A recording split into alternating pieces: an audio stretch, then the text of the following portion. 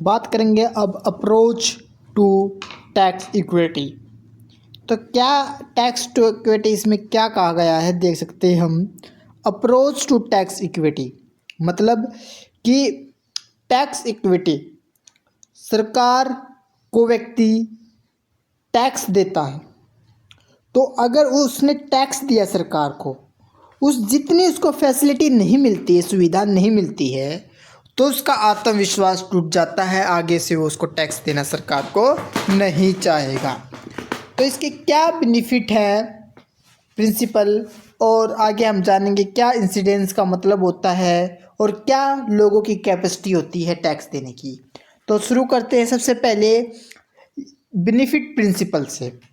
Benefit principle, this principle states that people should pay tax based on the benefit they receive from government service. सीधी सी बात है, government से जो service सुविधाएं मिलेगी उसके हिसाब से ही व्यक्ति टैक्स देने के बारे में सोचेगा।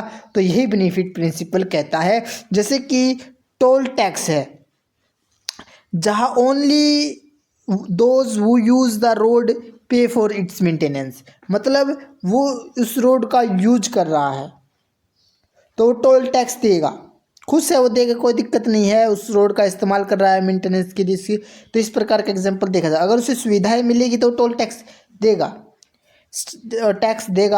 Strength creates a direct links between tax paid and service received, मतलब ये एक डायरेक्ट लिंक देखने को मिलता है हमें टैक्स पेड और सर्विस जिसे मिल रही है उसके बीच में।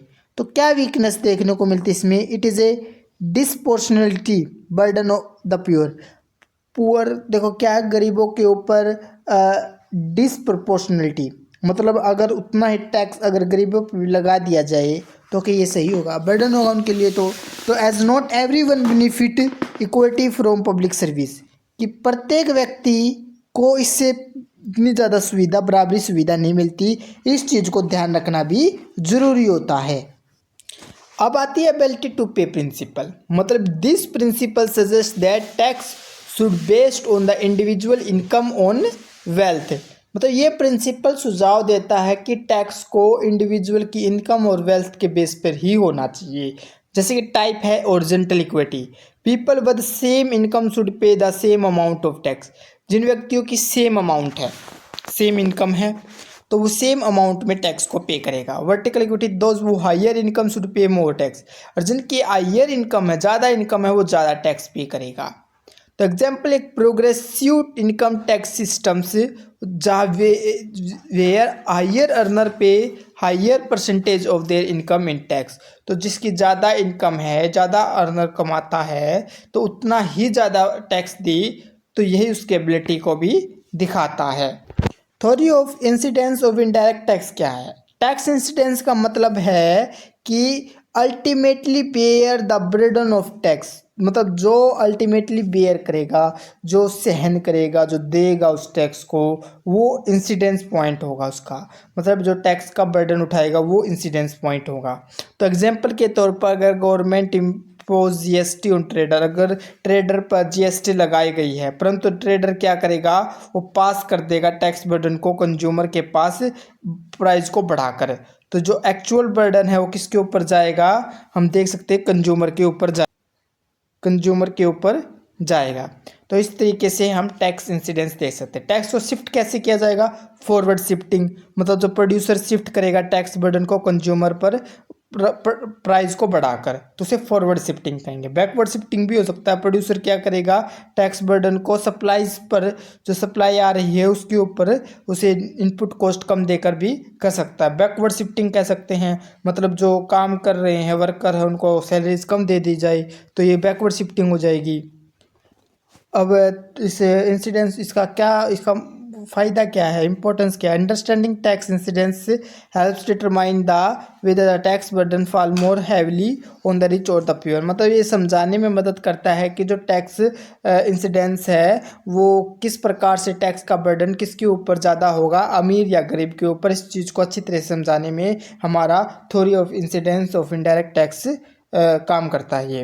अब टैक्सेबल कैपेसिटी क्या है? टैक्सेबल कैपेसिटी का refer to the maximum amount of tax that can be collected from the individual society without adversely effect their economic wellbeing.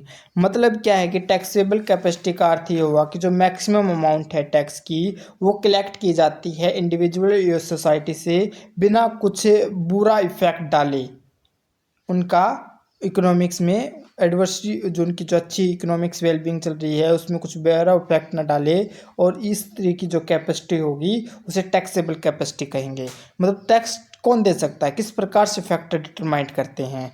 तो एक तो इकोनॉमिक फैक्टर्स, किसी national income, productivity and growth rate, ये उसकी दिखाती है कि टैक्सेबल कैपेसिटी को उस देश की। सोशल फैक्टर, अगर सोशल में सही तरीके से हर कोई टैक्स पे कर रहा है तो इसका मतलब सोशल फैक्टर दिखा रहा है कि समाज में देश के प्रति एक रुख है। पॉलिटिकल स्टेबिलिटी, अगर गवर्नमेंट के टैक्स सिस्टम में लोगों का विश्वास है तो लोग टैक्स ज़्यादा पे करेंगे। अब देखो विदेश में क्या होता है कि वहाँ पर जो टैक्स है ज़्यादा है, लेकिन भारत में अप्रोक्स उनसे तो कम है, लेकिन फिर भी लोग क्या करते हैं, अमेरिका जाते हैं, कनाडा जाते हैं, बिकॉज क्योंकि वहाँ की जो सरकार है वो स्टेबल है। वो जो सरकार है वह उस टैक्स का यूज लोगों के विकास, ग्रोथ, डेवलपमेंट के लिए करती है। अगर जिस देश में ज़्यादा करप्शन देखने को मिलेगा वहाँ पर लोगों की इच्छा ख़त्म हो जाती है टैक्स देने की। तो यही टैक्सेबल कैपेसिटी भी दिखाता है कि वहाँ पर लोग टैक्स देने के लिए कितने क्षमता रखते हैं, कितनी कैपेसिटी रखते हैं कि टैक्स दे सकते हैं। तो ये लोगों की एक साइकोलॉजिकल फैक्टर भी इसमें काम करता है। इसमें distribution of wealth, more equitable distribution of wealth increase taxable capacity. अगर ज़्यादा देखो डिस्ट्रीब्यूशन हम देखते हैं कि इनकम वेल्थ का, तो इस तरीके से टैक्सेबल कैपेसिटी का भी डिस्ट्रीब्यूशन देखने को मिलता है। कोई व्यक्ति टैक्स देने में ज़्यादा सक्षम है, कोई टैक्स देने में सक्षम नहीं है, तो ये वेल्थ के डिस्ट्रीब्यूशन के कारण देखने को मिलता है। टैक्स एडमिनिस्ट्रेशन ये एक इफिशिएंट और ट्रांसपेरेंट टैक्स कलेक्शन सिस्टम बढ़ा देता है टैक्सेबल कैपेसिटी को। मतलब एक अच्छी तरीके से, अब देखो ज़्यादा रुकावट आएगी। अब इनकम टैक्स देने में क्या होती है, बहुत ज़्यादा रुकावटें देखने को मिलती है। अब देखते हैं कि इनकम टैक्स में ITR भरने में किसकी ज़रूरत होती है। अब देख सकते हैं हम कि टैक्सेबल कैपेसिटी ITR इतना ज़्यादा जंगलेट, इतना ज़्यादा कम्प्लेक्स देखने को मिलता है। उसके कारण क्या होता है कि टैक्स भरने वालों की दरें बहुत कम हो जाती है। तो टैक्स की दरों में कम आएगी, गवर्नमेंट के रेवेन्यू में कमी आएगी। तो गवर्नमेंट के रेवेन्यू में कमी आएगी तो वेलफेयर में कमी आएगी, समाज के लिए अच्छा इंफ्रास्ट्रक्चर नहीं बन पाएगा, डेवलपमेंट में कमी आएगी। तो इस तरीके से टैक्स बहुत सी चीज़ों पर डिपेंड करता है। तो दिस कंसेप्ट और फंडामेंटल इकोनॉमिक और पब्लिक फाइनेंस, ये हमारा एक फंडामेंटल कंसेप्ट था इकोनॉमिक्स पब्लिक फाइनेंस का, जो हमारे एग्जाम के लिए क्रूशियल है। Use clear example and concise language your answer for better understanding and presentation. आपको ये मैंने थोड़ा बहुत सिंपलाइज करके बताया है, इसको थोड़ा सा और ज़्यादा एनालाइज करेंगे और अच्छे से हम एग्जाम में इसको